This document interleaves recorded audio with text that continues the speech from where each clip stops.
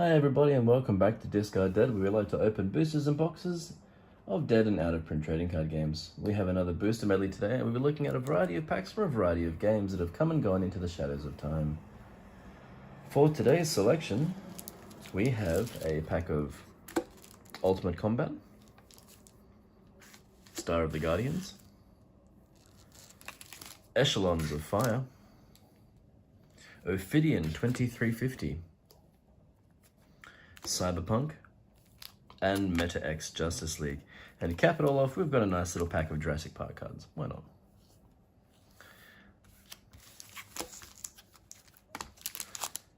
Starting off with Ultimate Combat. From Ultimate Games in April 1995 comes Ultimate Combat, the card game that simulates action-packed, hand-to-hand martial arts combat. With cards that cover the arts of judo, karate, jiu-jitsu, taekwondo, boxing, and wrestling.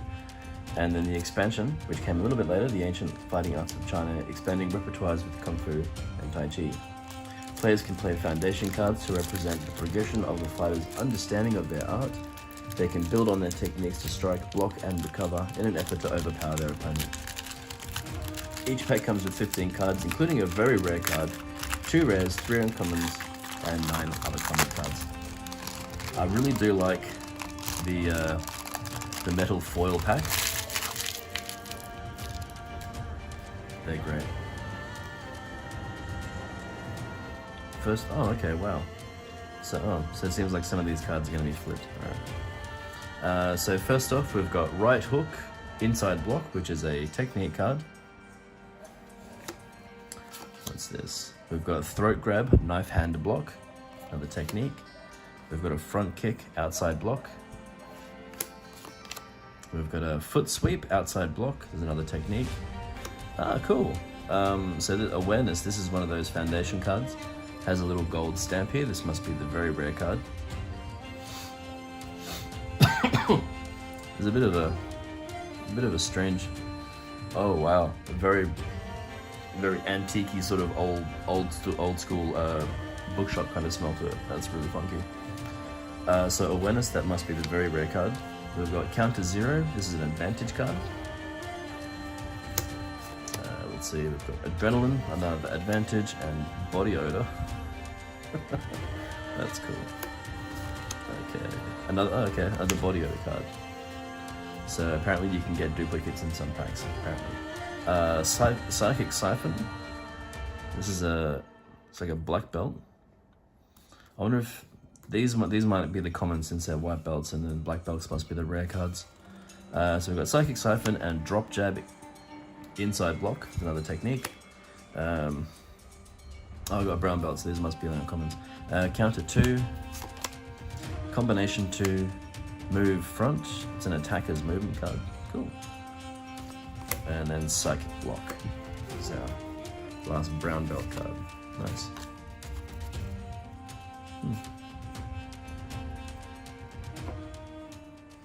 Okay, continuing on, we've got a pack of Star of the Guardians, released by Magforce in April of 1995 as well. Oh, okay. Based off the novel series by the acclaimed author Margaret Weiss, Star of the Guardians sees players engaging as leaders of galaxy-spanning empires as they deploy their forces on an opponent's borders to push and burn their way to destroy their empire while advancing their own. Oh, that's interesting. Personalities have special abilities that can extend through the communication channels into fleets of ships. Long-lost artifacts and tactics can aid to change the course of war as fleets of bombers, carriers, and destroyers unleash to wrest power in whatever way they can. So we've got, what's that, 1, 2, 3, 4, 5, 6, 7, 8, 9, 10, 11, 12, 13, 14, 15 cards. Maybe 14 and a C card. Interesting. We've got an artifact, Space Rotation Bomb. That's rad. We've got a weapon card, the Planet Buster Bomb. Jesus. That's awesome. Damage card, Catapult Failure. A Destroyer Ship, an Antiochus class. A Legendary Bombardier Crew. A Tactic card, Fighting Withdrawal. Gatling Laser Cannon. Wow. Battleship Thor class, Minotaur class destroyer ship, a Jerd class heavy cruiser, the Caligula class escort carrier. What do we got here? Plasma web weapon, that's awesome. A planetary defenses card, and a scramble card. The cards feel a bit flimsy, but the blue is really. I like the back, very simple, very like nice and plain, is good. But the blue border on the cards is a bit off-putting. But I do like the old school cove artwork here. That's nice. Okay, let's see card. Moving on. So we've got Echelons of Fire. Echelons of Fire was released in May of 1995 by Medallion Simulations. Echelons of Fire is a two-player card game where the roles assumed are those of military commanders of the USA and the Soviet Union in the 1990s. It is a sister game to Echelons of Fury, which is set between Germany and the US during World War II. Oh wow, that was really flimsy. Wow, okay.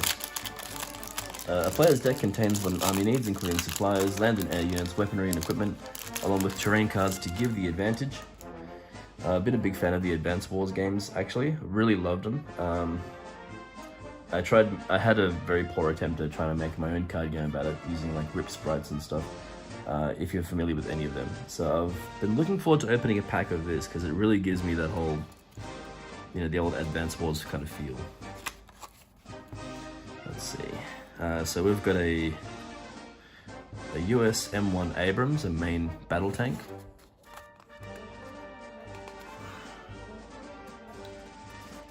You can't really tell, like the cards feel really thick, like really thin. I like the back, but the texture just feels flimsy, I don't know. Anyway, so we've got a US M1 Abrams tank. We've got ammunition supply card, US fire team, US light surface to air missile,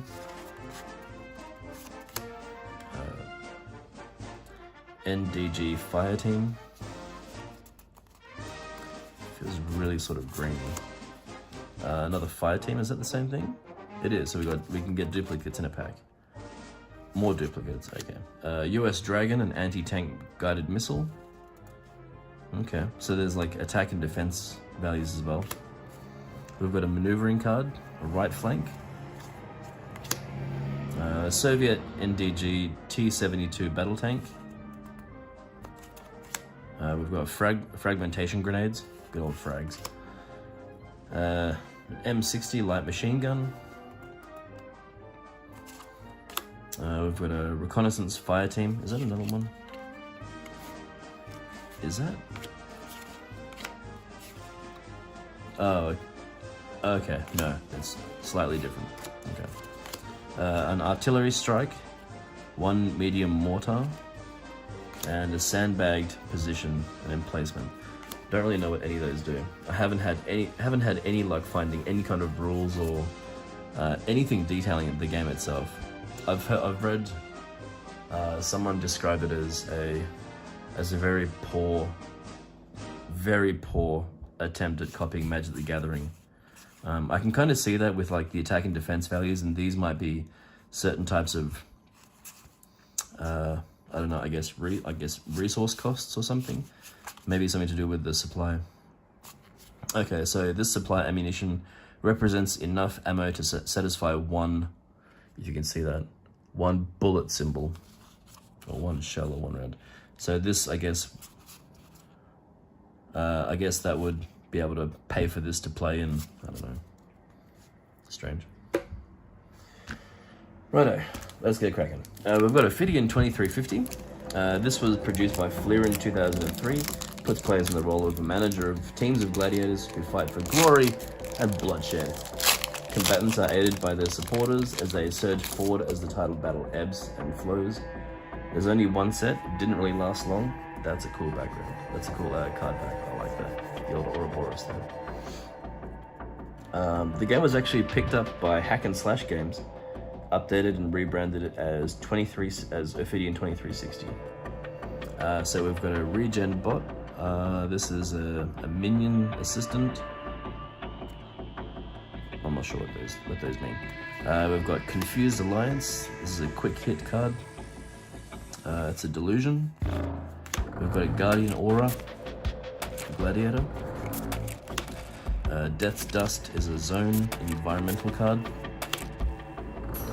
Auxilipool is a Gladiator, Demon. Okay, so this must be the card type and like a subtype. Alright. So Prince of Gates, Gladiator, another Demon. Oh, cool. Okay. So this must be like a stronger. So this might be victory points, health, something else, I'm not too sure. So this one would be worth 4 and that one would be worth 5 victory points, I guess. We've got Tainted Yin is another pump gladiator. Glubus is a minion. Cornea Explosion, that's awesome. Good old eyeball pop. We've got Bloaters, there's another minion, a gelatinous minion. And Palm Ripples, looks like some sort of rad technique. Cool.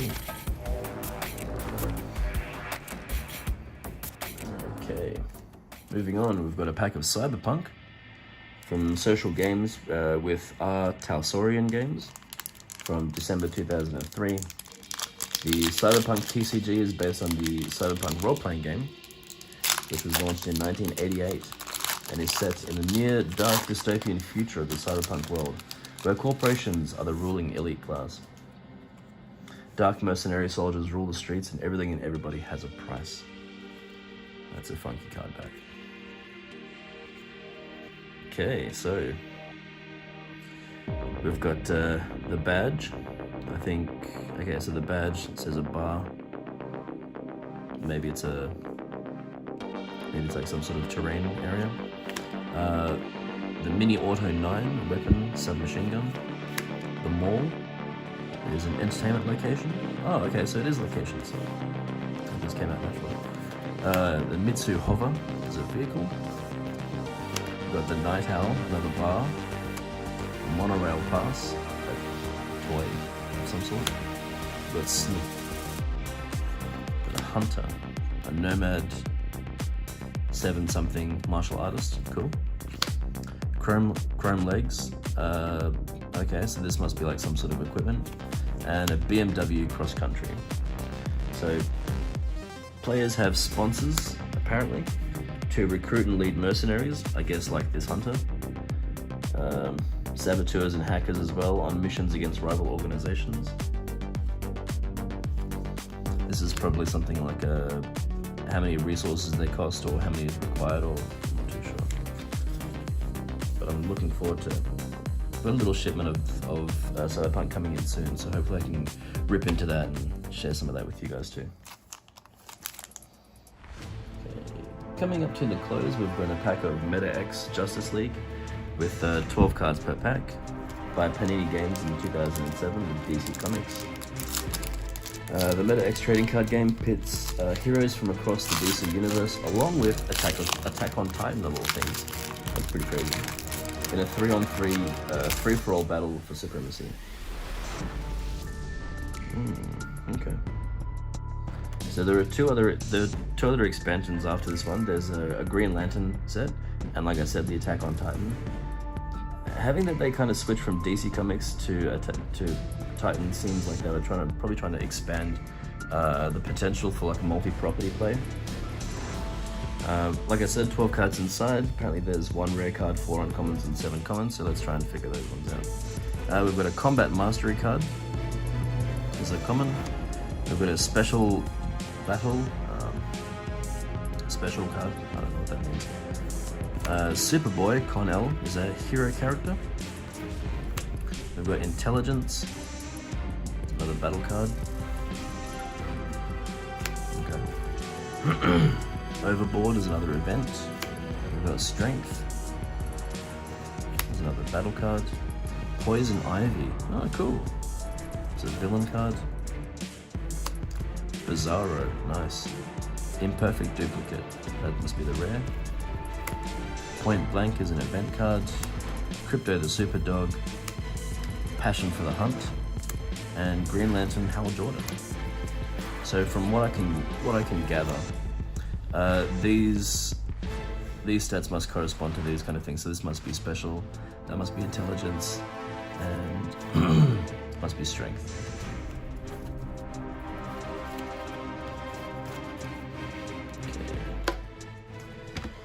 I think that's pretty much it. Oh no. Jurassic Park.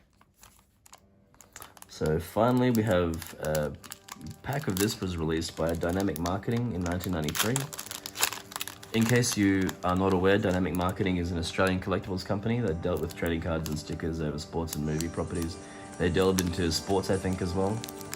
As it says, there are 7 deluxe movie collector cards with a chance for some 3D pop-ups and some prism cards. So let's see what we get. I actually used to collect these when I was much younger. So this is a real sort of a blast from the past for me. Oh yeah, cool. So you can get these little explorer certificates to trade in for prizes and things.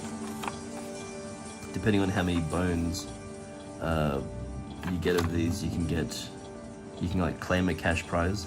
I think it was like you had to go into a draw to win them, but that's crazy. Okay, so we've got Run for Her Life, Velociraptor, nice, Tim and Lex, Reassuring Lex, Trapped, Velociraptor stats, what? And Moving Out, what is this? So Velociraptor and Velociraptor stats. Ah, cool. As it says on the tin, statistics for the Velociraptor. Seritia theropoda, Dromaeosauride. Velociraptor, height 2 meters, length 3 meters, speed up to 80 km per hour. Unique features: 15 centimeter retractable razor sharp claws extending from the center digit of its lower feet, and shrewd and cunning killer, very intelligent. I'm pretty sure since sometime after the release of the actual Jurassic Park movie, and they continued on with Jurassic World because it's in part of the movie's universe. But the Velociraptor is actually not. It's been determined that the Velociraptor is actually not quite as it appears in the movie as a number of dinosaurs are. The Velociraptor in the movie is actually much closer to the Deinonychus in terms of body shape and size. The Velociraptor was apparently much smaller and had like an extremely vibrantly colorful feathered array. As far as recent research says. Anyway, guys, that was another booster medley. I hope you enjoyed that, seeing a couple of different kinds of games, games that I have not seen myself, especially that Echelons of Fire was really interesting. Anyway, I'll catch you guys in the next one. See ya.